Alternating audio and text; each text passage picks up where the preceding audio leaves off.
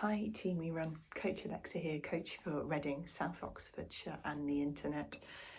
Today I wanted to tell you the story of a pair of running shoes. I've had these shoes, would you believe, for over 10 years. I've not run in them recently. My shoes go through a hierarchy of running shoes, walking shoes, dog walking shoes, garden shoes, bin. And these are, I hate to say it, coming to the end of their dog walking phase. And it's deeply upsetting because these shoes, when I was still running rather long distances, took me on some epic training runs and a couple of absolutely fantastic races. So weirdly getting a little bit emotional about ditching these fantastic shoes. And aren't they looking good, relatively speaking, for a 10-year-old pair of shoes? The areas of the upper starting to tear, the sole just starting to come away from the shoe. The usual places for me is where you get, that toe flexion point where the ball of your foot bends on toe off.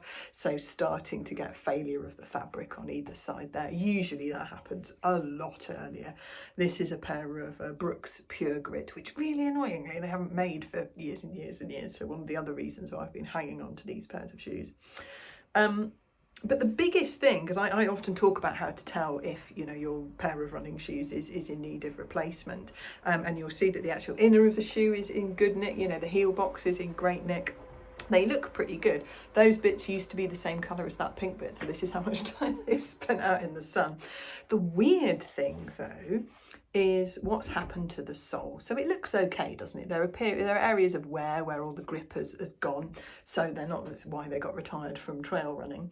But what's happened is not so visibly, but definitely still impactful, is the fact that this grippy bit on the bottom, the yellow that's kind of stuck over the top of the cushioning, that's the grey bit just underneath it, has gone from being a sticky, rubbery, grippy to effectively it's aged, and plastic does age, rubber does age, and it gets more brittle over time.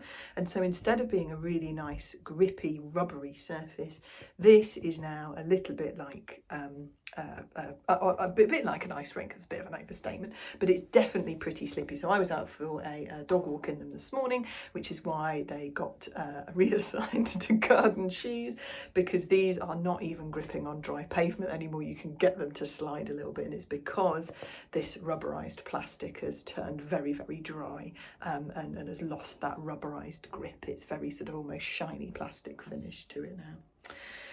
So yeah, a new pair of garden shoes, which is good news for the very small amount of gardening that I do.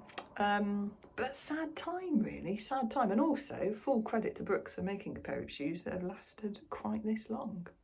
Share some of your running shoe stories. Is it just me that gets emotional about, when an old pair of running shoes finally goes beyond economical repair? Out of interest, I did stick part of this sole back on to the shoe last year, so it's not entirely surprising that they've really decided to throw in the towel this year.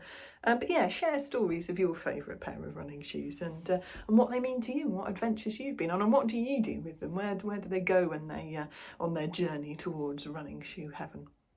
Happy running.